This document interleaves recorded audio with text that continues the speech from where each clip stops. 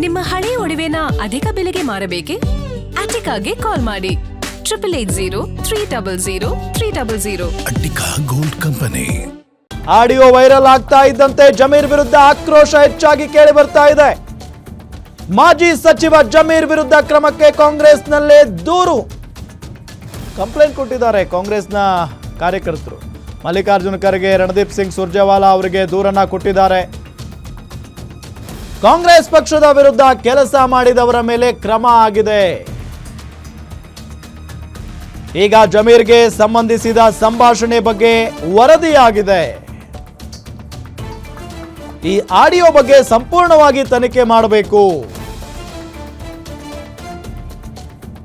ಆಡಿಯೋದಲ್ಲಿರೋ ಧ್ವನಿ ಜಮೀರ್ ಅವರದ್ದೇ ಆದ್ರೆ ಶಿಸ್ತು ಕ್ರಮವನ್ನ ತೆಗೆದುಕೊಳ್ಳಿ. ಜಮೀರ್ ಅವರದ್ದೇ ಆಡಿಯೋ ಆದ್ರೆ, ಅವರ ಆಡಿಯೋದಲ್ಲಿರುವಂತಹ ಧ್ವನಿ ಅವರದ್ದೇ ಆದ್ರೆ ಶಿಸ್ತು ಕ್ರಮ, ಕಠಿಣ ಕ್ರಮ ತೆಗೆದುಕೊಳ್ಳಬೇಕು.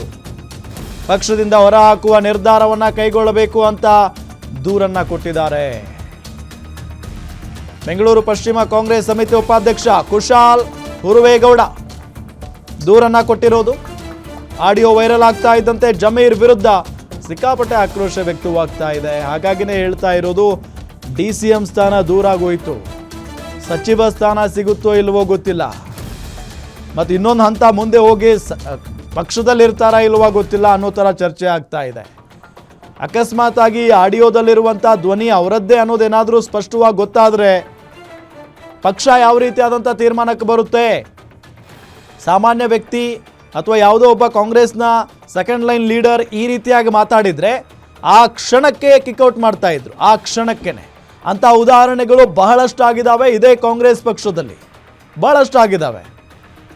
ಪಕ್ಷದಲ್ಲಿ ಇದ್ಕೊಂಡು ಪಕ್ಷದ ವಿರುದ್ಧನೇ ಚಟುವಟಿಕೆ ನಡೆಸ್ತಾರೆ ಅಂತ ಅಂದರೆ ಯಾರೂ ಕೂಡ ಅದನ್ನು ಸಹಿಸಿಕೊಳ್ಳೋದಕ್ಕೆ ಸಾಧ್ಯನೇ ಇಲ್ಲ.